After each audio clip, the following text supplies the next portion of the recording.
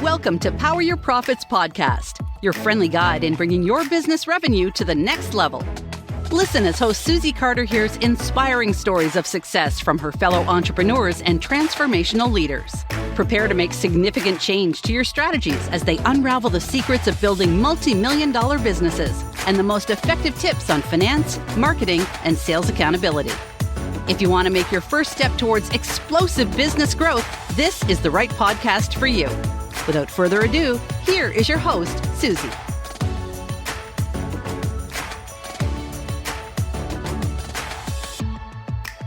Welcome to Power Your Profit podcast. I'm your host, Susie Carder, and today's guest is Anke. I'm so excited that she's here. She's a business coach, more importantly, a tech expert, and the author of Taming the Tech Monster.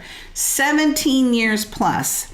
She quit her software development job in the UK to start her own creative business in Spain. Now she uses everything that she learned in business, tech, creativity, psychology to help professional coaches build profitable online businesses. Please welcome my guest.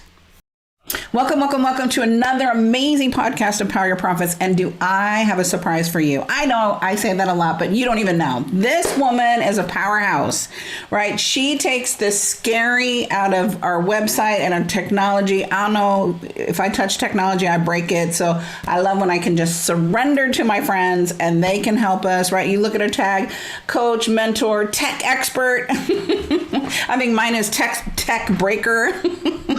So please welcome Anke. Thank you for being here. I appreciate you so much. Thank you so much for having me. It's really exciting to be here.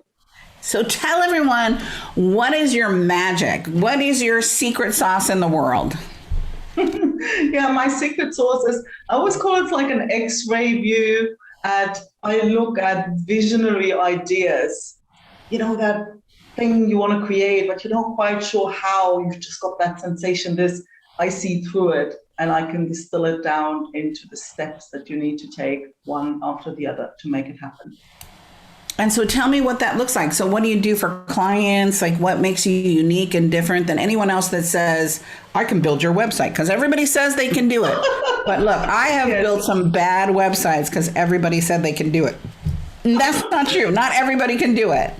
Yeah, I think, definitely my experience. And my secret sauce is really like my weird mixture of background. My background's in linguistics and psychology. And so I started out as a teacher and a translator. And then I stumbled into software development. And when I first got my first taste of programming, my reaction was like, hey, this is like a real language, just simpler, right? So I really took to that. But any project I've ever worked on, I was always the geeky person who could actually talk to clients.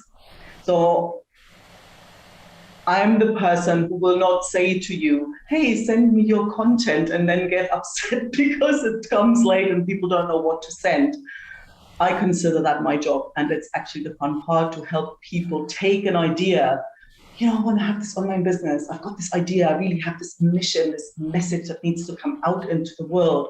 But I don't know where to get people to sign up for something, right? And so I really bridge that gap that nobody talks about, because anybody who teaches a strategy or anything, they're always like, okay, here, there's the positioning and the marketing, and there's a lot there that people can learn.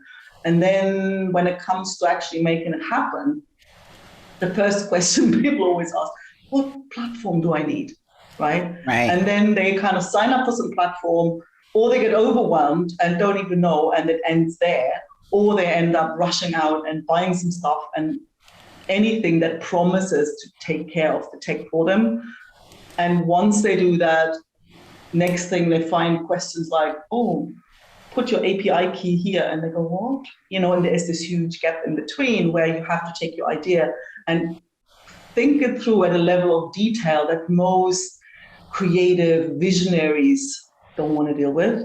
So that's basically where I'm most comfortable, to say, to take an idea and make it, like, bring it grounded and into the earth to make it happen. Well, we get caught up in the sexy sales of it all, right? So I know that when I had multiple software that did the same thing, but each one did one little different thing. So I had like 4 or 5 of the same thing, using these platforms, paying thousands of dollars because I just didn't know, right? And so what I love that you said is you do geek speak, right? You do geek speak, but for the layperson. So you're not speaking geek to us. You're just going, no, don't do that, do this, which I love. Absolutely. Just tell me what I don't need and tell me what I do need, and then I'm all for that. And that's what I love about you, your integrity, right? Your high level of being responsible for people's money, right? To go, this is a system that we need. Girl, back in 1999, I launched my first technology business. In 1999, before Google, before software share, I spent $500,000 on a website because we had to build it from scratch. We had to build it from scratch. I coded my first one. Yeah. Oh, yeah. Yeah, everything, right? And how much I think about that now, like, and people complain about, now some people do overcharge, right, for what they're doing. Like, I'll look at some people's website and like, how much did you pay for that? Like, that's why I wanted people to meet you, because your integrity, your commitment to helping people find the right solution in their budget, but the level of expertise that you do it, and simplicity. Right, that you don't have to spend $500,000. That's what it's all about. Now, right, back in the day we had to, and I think about that now, I had to go raise money because we did not have, there was no Infusionsoft, there was no Stripe, there was none of that. We had to build it all, right? So there was no Kajabi or Teachable. So I love that. That's just such a great story of where we've been to where we've come from in just a short amount of time, 20 years, right? 20 years. That's the amazing thing, yeah, when you think about it, yeah. Yeah, it's I started with this in the mid-90s. Yeah. There's so many people are struggling right now with the pandemic, right? I coach entrepreneurs and their stuff, their stock. So what's been your own secret sauce in your own business? Because I like to get the real skinny, right, from you being a coach and then you being an entrepreneur, because we sit in both seats. People think we're not touched in this whole thing, but you had to reinvent your business. You had to really look at it differently. You had to go, what am I going to do now? You didn't sit back and wait for this to get over with, because it's not getting over with. No. So what have you been doing to stay ahead of that curve and to make sure that you're staying in front of people and in people's mind?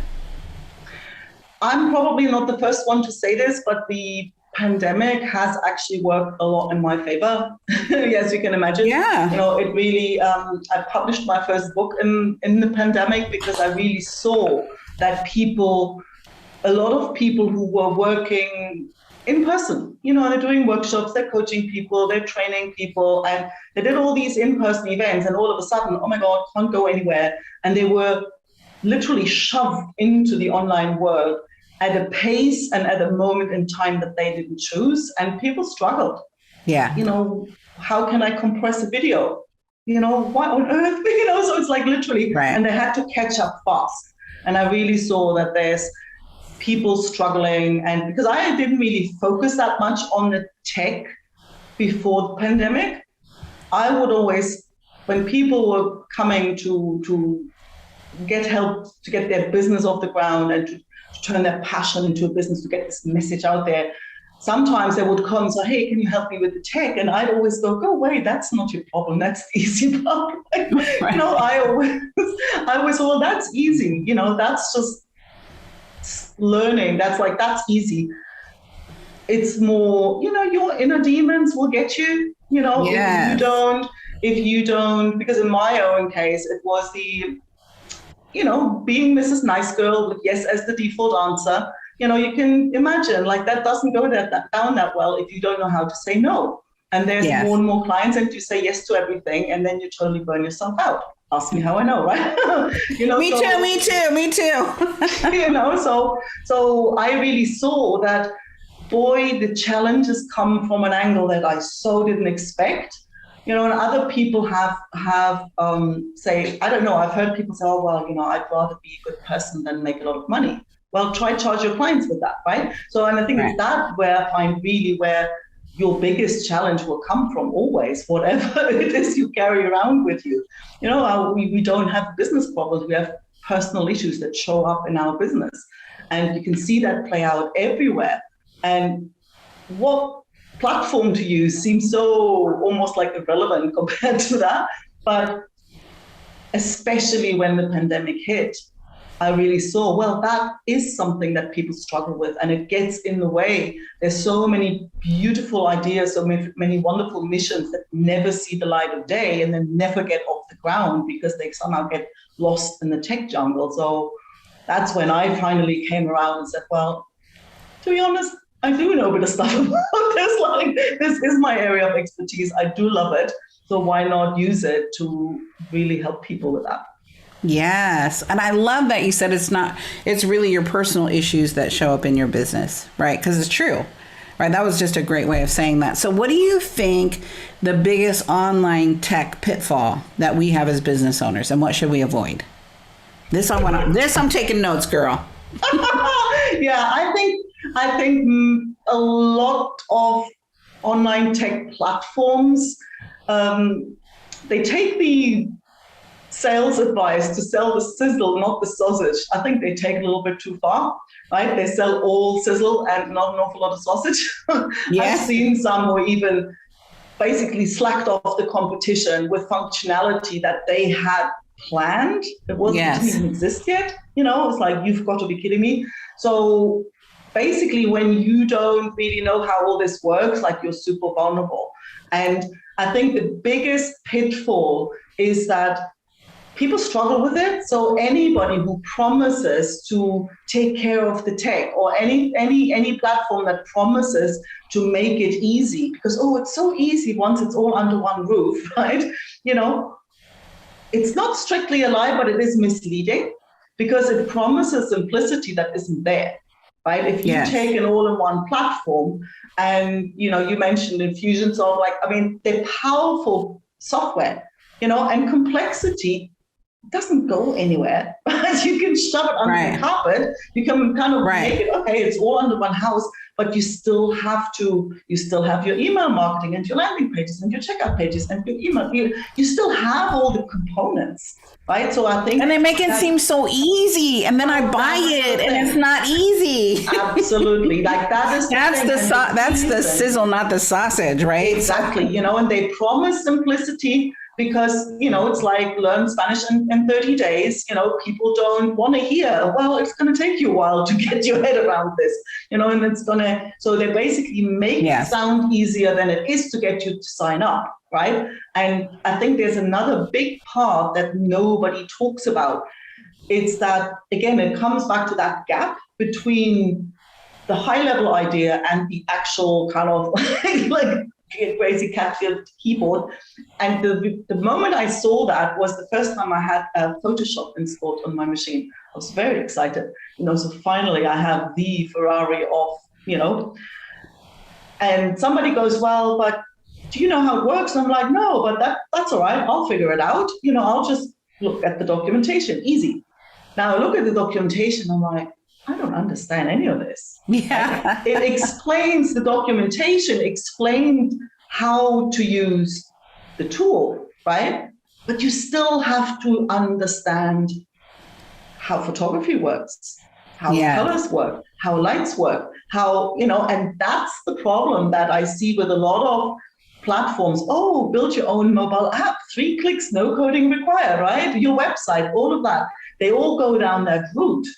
Yes, you can have a platform where you can sign up and you can know, no, you don't need to know how to code, but you still need to understand how to build a user interface, how to translate a process into the data structure in a table so that it actually does what you want to do. So it's not just about dragging a little button somewhere, right? So, and there's a whole area of expertise that is app design or website design or whatever it is, that it just kind of sort of gets shoved. And we're not talking about that one, right? But that's the part that when you're not aware of that you're all of a sudden confronted with this and I'm like, oh boy, this was supposed to be the easy thing. I must be really thick. Is the people will then question their capabilities and not their expectations. That's me. I get in and then I abandon ship and then I go, then I just stay away from it. I'm like, it's too hard.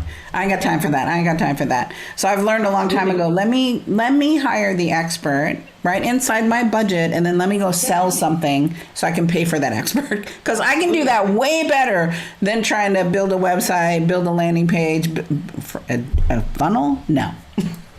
I know what I wanted to do, but please don't make me do it. I always tell Josie, like, please don't make me do it. Please don't make me do it.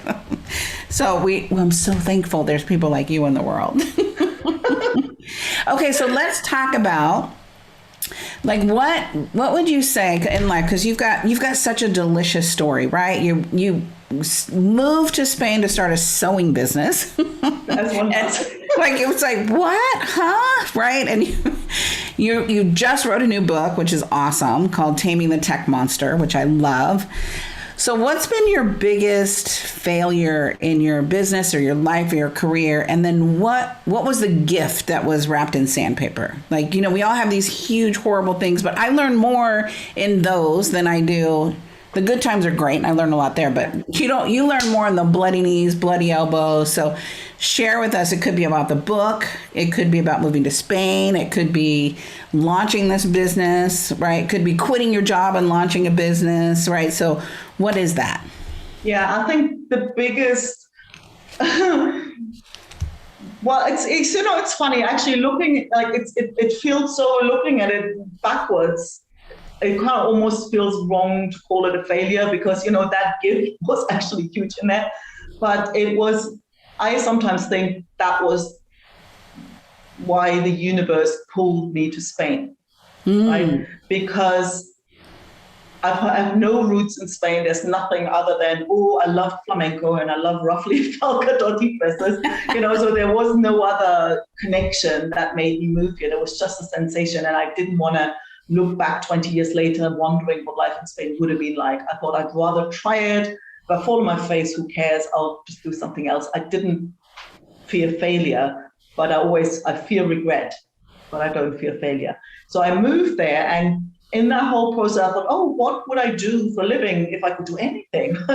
And so the urge, immediately the idea was there to let my creative side out. I want to make custom dance costume, like flamenco, really this flamboyant stuff you see in space. And my business plan was literally, how hard can it be? I just have to convince somebody to buy a skirt, right? Right. So literally one dress at a time. And I still think part of this, like not having a plan, was what made it possible, because I had there was no fear of failure. It was such an outrageous idea that it was almost like funny, just let's see what happens, like maybe I can even pull it off. So in a way, I'm kind of grateful. But on the other hand, I also noticed then over time, because initially you have the first order and then you have the second one. At first you sort of scratch your nails. Like I scratched my nails on flamenco dance schools for 11 months, right? Everybody told me, go away. No, there's nothing here for you. And I was stubborn, so I stuck at it. But then, one order comes and the next one comes and the next and the next. And that's where then looking back, I thought, oh boy, I just took one step at a time. I only ever thought of the next dress, and I never looked up long enough to think about what I actually wanted, where I actually wanted this to go, how I never consciously created this business. And on top of it, to make matters worse, it was a cultural thing, right? I all of a sudden found myself in Spain, and people would come, hey, I need this thing and I need it tomorrow, like this. And I'm like, oh yes, of course, I'm so glad I have a client. So, and it's not a problem if you have one or two or three, but if you have 20 projects going on at the same time, this was exhausting, right? Yes. And you say yes to the first person, and then I thought, well, the next person I can't say no to them. So the whole time was always, this has all grown word of mouth. It takes a lot of effort to build a reputation. It's really quick to lose it. So I really felt on this relentless hamster wheel, right? And it all kind of mounted, and it took me years, like literally it was 8 years until my little masochist soul found it was enough. I was like, I've had it, because right. in my mind, it was always, I can't afford to say no to people because, they get upset and then they'll tell everybody. And before I know it, I'm out of business, right? So that was the thing. And it took me to that moment of burnout. Like, bluntly, you would bump into me in the street. You go, hey, how are you doing? And I'd burst into tears because I couldn't handle so much compassion. Right. And it took literally that moment. And in hindsight, I'm thinking, oh boy, Right. you really need that much. And I got to the point where I thought, you know what? I'm done. And if they all stay away, I no longer care. Then I'll just do something else. And that was the thing I needed to start to say, oh, you want me to take this dress up to the theater on a Sunday night at 10? Can't do it. And she goes, oh, okay. All right. I'll pick it up on Monday then. And I was like, well, wait, What, a boundary? Wait, I can have boundaries? Nobody told me I could have boundaries as an entrepreneur. Exactly, right? And all of a sudden I saw, and it happened once and it happened twice, and all of a sudden I found, well, actually, even if I say no, they don't stay away, nothing happens, the world doesn't end. And all of a sudden I felt so incredibly stupid because I thought all these years I kind of felt resentful. I had like bloody Spanish clients, right? And I really thought it was a cultural thing. And you thought it was them. I think that's the delicious part.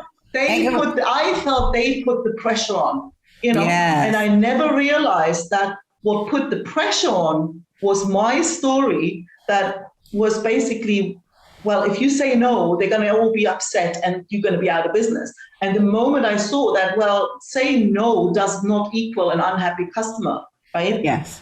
It was like, oh my God, it's liberating, incredibly humbling. Right. Because you feel like such an idiot. Yeah. And looking back, I'm one of those people who will now say, for God's sake, get yourself some support early. Yeah. I know. I used to say no and then wait for the incoming. Like, incoming, they're going to get mad at me. And then, like you said, when they didn't, you're like, and that, to me, that was learning boundaries. I didn't have those. Absolutely. I think a lot of entrepreneurs don't because we need the money, right? We need the project. We need the thing. And I always tell my students, all money's not good money. And I think as an entrepreneur, that's hard to learn and hard to say, no, I won't do that for that fee, right? Like it's not worth it to me. Right. So I literally just fired a client and she's like, no. I'm like, then you have to pay me more because what you're asking for me is way outside of our scope. So, scope creep is real, right? Where the project gets bigger than what the initial contract was, especially in your work and my work, and especially as a dressmaker, right? Seamstress to go. That scope creep is real, but nobody teaches us that stuff. We don't know. We're just trying to figure it out as entrepreneurs. And so that's why I love this kind of education to go, what are those things? And those lessons, I wrote down several things. Like what you learned was one step at a time. You learned boundaries. You learned pricing and the value of what you did. Right, and pricing it right, because again, that's trading time for money, that's where we were at that capacity that we all just get to. We get to that as a service provider. I was just in Oregon for 6 weeks, just kind of meditating of, do I like the way my business is going? Right? Is it serving me? Is it because I'm feeling tired and burnt out and going, wait, where's my quality of life? And I think you have to either have coaches that help you reflect on that, or you have to have now, so you check in. I know now, so I check in to go, is this how I want it to go? Right? And so the answer was no. Okay, great. So what do I need to do if this isn't how I want it to go? Because we get to choose. That's what's beautiful about being an entrepreneur is we get to choose how we want it to go. So I love that. And then you said, you didn't say this, I just wrote it down, that you were held hostage by the clients. Right? Like that person saying, come at 10 o'clock, we get held hostage. You go, I got to go at 10 o'clock right now. And then your family suffers, right? Your significant other suffers, and you're running around. And she's like, oh, okay, I'll get it Monday. What? Like, yeah. And I guess there is an element of culture in there because, I've never had that kind of trouble, anywhere else I've lived. And I've lived in Australia, I've lived in the UK, I've lived in Germany, it's never been a problem anywhere else, right? So, and I'm working now internationally with people all over the world, except hardly rarely spending, and it doesn't happen that people will push your boundaries in the way they do. They do. And I'm sort of thinking, well, that's the gift. That's the gift because obviously I didn't get the lesson. Right. If I'm in a considerate environment, right? So I really needed it to be, and the misunderstanding of what service is. Like service isn't saying yes to everything people ask you to do. Oh, you guys, that is a gift. That is a gift. That's a gift. Say that one again. Service isn't saying yes to everything your client asks you to do. That's is beautiful. Like permission. Anke and I are giving you permission to say no. And then what will you learn from saying no? That's very powerful. Okay, girl. So what do you want to be known for? Like at the end of the day, what do you want to be remembered for? For helping people turning their passion into the business that allows them to live the way they want to live. That nobody gets to the end of their life wishing they'd done something different, regretting that they've not fully lived the way they wanted to live. That they can do anything. If there's any contribution I want to do, is to make sure in my perfect world, everybody gets to the end of their life thinking, boy, what a ride, you know? Exactly. Life's too short, right? Not to live your passion, not to be able to express who you are in the world. I always say that my gift from God is my life. My gift back to God is what do I do with my life, right? And so that makes a life worth living, to go, every day I get to make a profound difference. Every day you get to make a profound difference. And you're doing it through tech, right? I'm doing it through business coaching, right? I'm doing it through helping people make money. And so it's like, wow, what an honor to be able to work with people in that realm.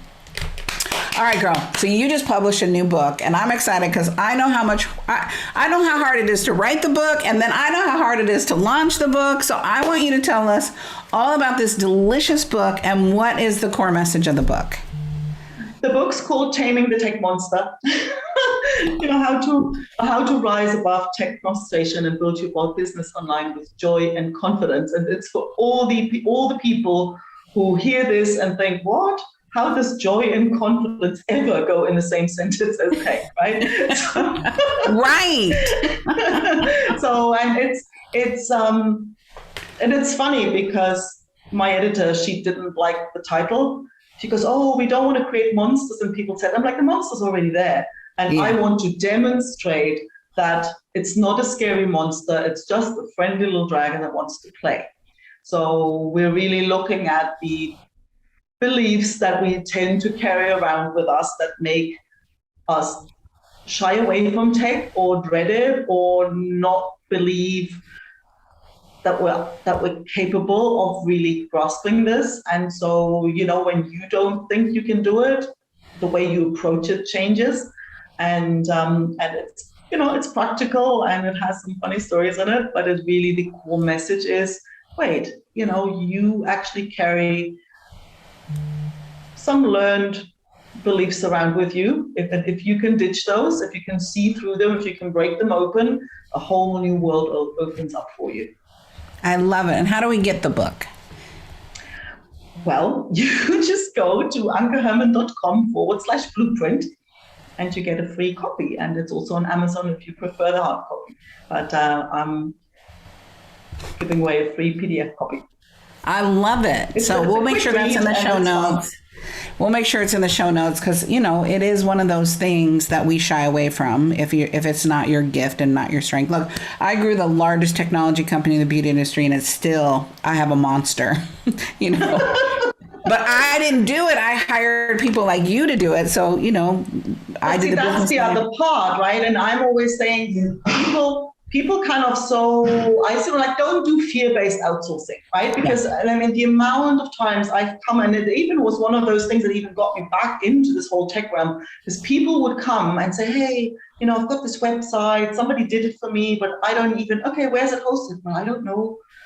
Where's the domain? I don't know. It's like handing over your account details. Right. You don't do that. It's like, no, this is your business. I always say, I'm not, my intention isn't to turn anybody into a programmer or a geek or anything. What I want people I want people to know enough so they can be a good client for somebody. And they know enough to not be vulnerable, for unethical, well, call them BS artists, right? It happens. There's a lot there, right? And I just don't want people to be vulnerable for that. So I want you to recognize a good service provider when you see one, and I want you to be safe from the ones who don't have your best interest at heart. And so you kind of need to know how the pieces fit together and what you've got, why it's there, but then also accept that it's not your best path to try and get better at the stuff you're not good at. Like, you go get really good at what you're good at and get somebody else to do the other bits, right? Right. And I love that you say that, because I spent about $100,000 wrong when we launched that first business, because everybody says they can do it. But no, it's not true. Right. And I didn't know. Right. I was one of those naive people that you're talking about, is I just trust because they were great salespeople. But they knew about as much as I did, right? And so we spent about $100,000 with them before we even figured out. And I'm not a ding dong, right? Before we even figured out that they don't know what the hell they're doing, right? So we lost that $100,000. Like, I couldn't afford to lose $100,000. Nobody can afford to lose $100,000. Right? That's your retirement account. That's your down payment on a home. That's whatever growth and marketing for your business. So I love that you say that, because I feel like our industry does have a lot of charlatans in it. And when I say our industry, like people that are helping small businesses, and some people, unfortunately, are just about the money and just about contract. And so I love that you bring it up. I love that you say that. I love that you want to protect us. Right? Because that's how I started this call, which was you have integrity, you're committed, you're ethical, and that's huge. I mean, it seems like, of course she does. No, that's not the case. And especially when you don't know that lane, right? A lot of people don't know technology, and I just know the questions to ask because I did it wrong and spent a lot of money wrong. That's all. Like, I can smell bullshit a mile away now because I lost a lot of money not knowing and just going, oh, yay, they can fix all my problems. Yeah, no. And I guess the bigger the company is, the worse it gets, because when you get salespeople, that was actually one of these pet peeves that programmers tend to have when you work on a bigger project where you actually have salespeople involved. For God's sake, don't go promise stuff you can't keep, right? So it's like, we're the ones who actually then, when they come back, and we always hate that. So if you deal with salespeople, they kind of often just tell the client what they think the client wants to hear, you know, and then we'll sort out the rest later. And that just doesn't go down well. That does not work well for anybody. Which sometimes is sales, the best thing you can say, like a boundary, is no, I can't do that for that. Right? Then you have respect, like, oh, okay. No, that's not in the contract, or no, nobody can do that. Because sometimes we as consumers have this huge unrealistic, goal for what technology can do. But that's the thing, is if you don't know, right? And I found, even in the sewing business, I always did that. It's enormously trust building when you tell people what's actually going on, right? Yeah. You might miss out on that project, but boy, they will trust you and they will send you other people. Like I would do quite often, people come for a skirt and then they go, oh, can you make me like a white blouse to go with it? And I'm like, yes, I can, but if I make it, it costs you 5 times what it would cost you if you buy one, right? So why don't you on Saturday morning do a round through the shops and see whether you find one, right? And they'd be like, what? But I also knew in the back of their mind, they thought, oh, well, it's kind of convenient, but I could have gotten that a lot cheaper, almost like as if they did me a favor. But I knew when you actually go, even if white blouses with ruffly collars are fashion, to find one that actually fits and that, that does hide the flabby arms and that actually allows you to move, it's almost impossible. Right. But they didn't know that. So I basically sent them off. You go find one in the shops, and 2 things could happen. Or they found one, very rare, but it did happen. And they go, oh my God, this was great. Thank you so much. Like you saved me all that money. So they trust me. Yeah. Or they come back and they've seen that they can't find in the shops what they were looking for. And then the price, there was nothing on the table, like everybody was happy. So to actually consciously send people away, it always comes back to you in a positive way. Oh, so the nugget there is that she sent them away and then they valued the price. Before it was expensive, but then when you go in, you can't find it for cheaper. Then you value what you thought was expensive before. Y'all, that was diamonds, diamonds. You need to hear that because some of you are afraid to say no or you're afraid to send them off. I say that to my clients all the time. You can find a cheaper coach. Go find them. But they're not going to do what I do. I know what I do and I know the results that I produce. So go do your interview. Go do your due diligence because I know I'm going to help you produce that result. So I think that was very powerful. You just dropped it like it was nothing. And I want to, highlight that was gold. Okay. What's one thing you wish I would have asked you? She's like, I have no idea. Don't know. Okay. It's all good, girl. Sometimes it's like, I wish you would have asked me about this because whatever. But this was so great. So I want you to share again. One, where can we get your book? And then two, you have a prize for us, right? Which I love. We love prizes. Prizes are amazing in this tribe, in this community, so they can get to know you because you have a blueprint that you want to give us. Yes. It's, oh boy, I've popped the wrong link in the well, okay. Yeah, no, the blueprint is actually a little mini course and it's very powerful because it helps you see that what you think is a tech problem actually isn't. Most of the time, people will come to me. I mean, it's and I've gotten bolder with that over time. I used to say what looks like a tech problem hardly ever is. And now I'm like, no, it never is. Like literally never is. Right. And most of the time people will come to me and they go, hey, can you help me? So I've got this tech problem. Like, I don't know how to build this website and whatever. Every single time when you look at it, okay, what needs to go on the front page? Well, I don't know. It's always about the message. It's about looking at this through the lens of what does your potential client need to know and what order in order to decide whether they want more of you or not, right? And it's always about that. And that's things that these are things and the questions you have to ask yourself and answer for your potential clients who come to your website. That's the kind of stuff you have to think about well before you ever think about what platform you use or who's going to build it. And that's the part people tend to skip, and then they run into tech problems or what looks like tech problems. So it's a mini course, and it's it's fun to watch.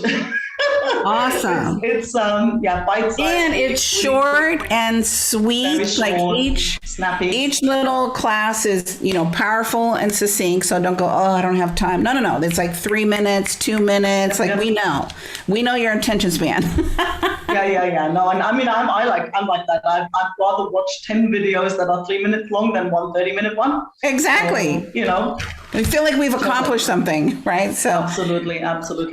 Thank you for your time. Thank you for joining us from beautiful Spain. I love Spain. It is one of my favorite places on the planet. So thank you for being here and sharing your wisdom and your love with us. So I will put how you get in touch with Anke, right, and her website so you can go peruse and check her out and download the blueprint, right? It's for free. She wants to serve you with integrity, right? Help us master this tech monster. Check out her book because we love that too. Thank you so much, Anke, for all you do in the world and taming this tech monster for us and giving us such value today. I appreciate you. I appreciate you serving me and, more importantly, serving our community. Thanks so much for having me. It was wonderful to be here. Thank you for joining us for this episode of Power Your Profits podcast. Let these building blocks from today's most successful industry leaders equip you with the necessary resources and tools to finally establish the highly profitable business of your dreams. Want to hear more? Listen to more episodes at https://poweryourprofitspodcast.com. And don't forget to subscribe to the show. Now is your time to rise to the top of your game, so be sure to catch our next episode. Until next time.